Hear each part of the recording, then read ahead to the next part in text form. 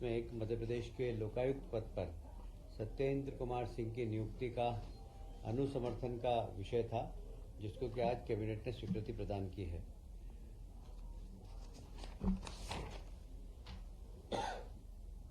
मंत्रिपरिषद द्वारा निर्णय लिया गया है कि धार्मिक न्यास और धर्मस्व विभाग के प्रस्ताव पर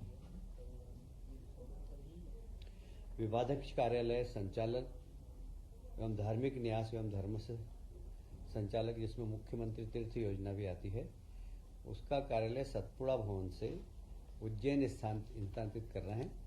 वहाँ पर तीर्थ का एक कार्यालय है, उस तीर्थ योजना के कार्यालय में पूरा की पूरा विभाग शिफ्ट हो रहा है।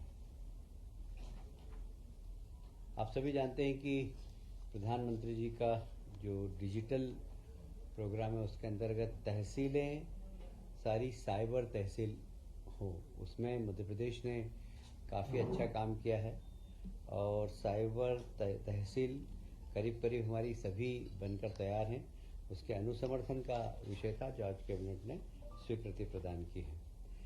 अभी किसानों को खाद उर्वरकों की ज़रूरत पड़ेगी, उसके लिए एक बार फिर से मध्य प्रदेश राज्य सहकारी विपणन संघ को नोडल एजेंसी घोषित किया है और उसमें लगभग 850 करोड़ की निःशुल्क शासकीय प्रत्यावर्ती स्वीकृत की जाती है।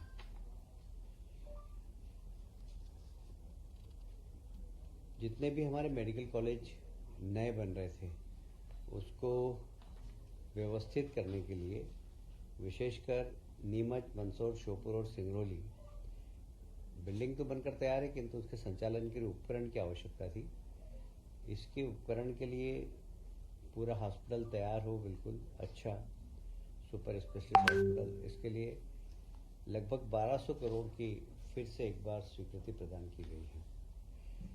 केंद्र द्वारा प्रवर्तित योजना, उसके अंतर्गत जितने भी मेडिकल कॉलेज हैं, उसके पास ही एक नर्सिंग कॉलेज भी खोला जाए, तो उस नर्सिंग कॉलेज के खोलने की भी स्वीकृति प्रदान की गई है। इसमें लगभग 192 करोड़ रुपए की लागत लगने की संभावना है। यह केंद्र द्वारा प्रवर्तित है, केंद्र सरकार का भी इसमें योगदान है।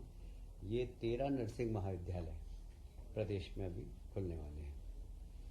उज्जैन में नवीन शासकीय चिकित्सा महाविद्यालय के निर्माण, क्योंकि आप जानते हैं उज्जैन में सिंहस्थ मेला पड़ता है, तो उसको ध्यान में रखते हुए एक मेडिकल कॉलेज और उसके साथ ही 100 बेडेड हॉस्पिटल, ये सब बनाने के लिए सिविल कंस्ट्रक्शन के लिए 592 लगभग 600 करोड़ रुपए की स्वीकृति प्रदान की गई है।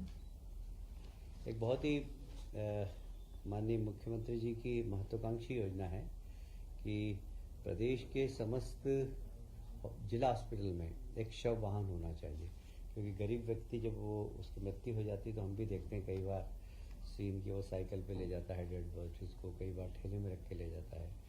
तो निःशुल्क शव वाहन सारे जिला अस्पताल में रखे जाएंगे और कलेक्टर और सीएमओ को उसका अधिकार दिया जाएगा कि वे शव वाहन को, गरीब व्यक्ति है तो उसको निःशुल्क अपने घर तक पहुंचाने की व्यवस्था कर सके।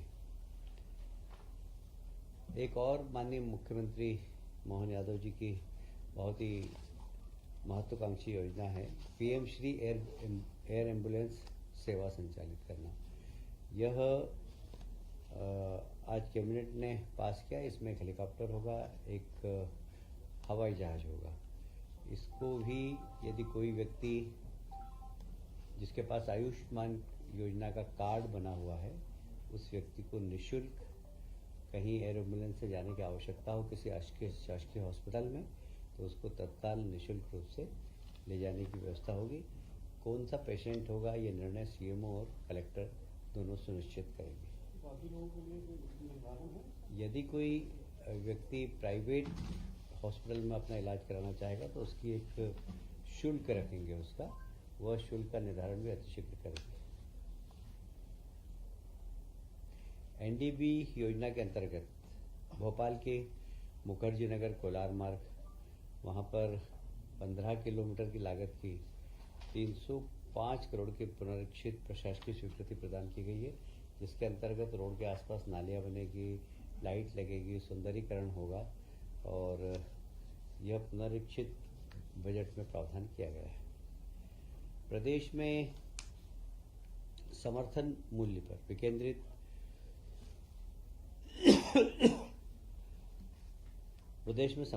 पर विकेंद्रित योजनागत खाद्यान्न के उपार्जन, सार्वजनिक वितरण प्रणाली व अन्य शासकीय योजना के संचालन हेतु डेफिसिट पूर्ति के लिए निःशुल्क शासकीय प्रत्याभूति की स्वीकृति दी गई है। लगभग 3,000 करोड़ के आसपास होगी, 30,000 करोड़ के आसपास होगी।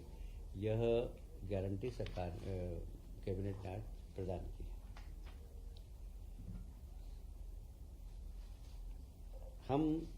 हमने हमारे संकल्प पत्र में जिस प्रकार घोषणा की थी कि हम किसानों का गेहूं का उपार्जित मूल्य बढ़ाएंगे, अभी हमने 125 रुपया प्रति क्विंटल बोनस देने का निर्णय लिया है। सरकारी जो एमएसपी है वो लगभग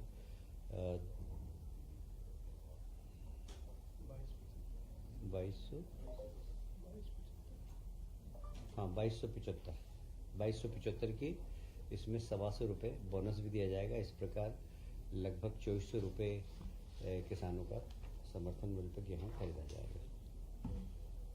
आईआईटी इंदौर के द्वारा देश का पहला deep tech research discovery campus Ujjain में स्थापित किया जा रहा है।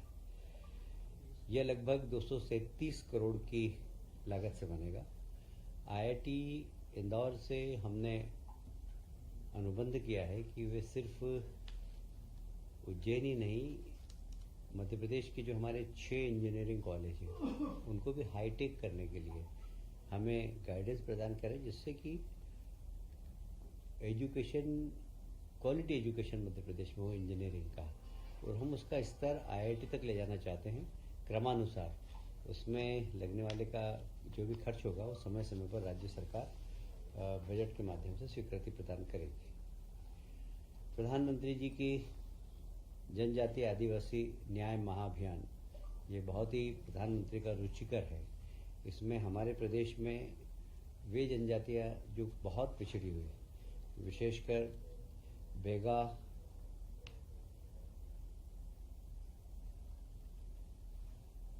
बेगा, सहारिया और भारिया, ये 3 जाति है जो आदिवासियों में भी बहुत पिछड़े वर्ग में आती है। उनकी घर पे इलेक्ट्रिफिकेशन, उनके घर पर बिजली पहुँचे, तो सरकार ने निर्णय लिया है कि प्रत्येक बेगा, सहारिया और भारिया जाति के जितने भी आदिवासी भाई हैं उनके घर पर बिजली पहुंचाई जाएगी।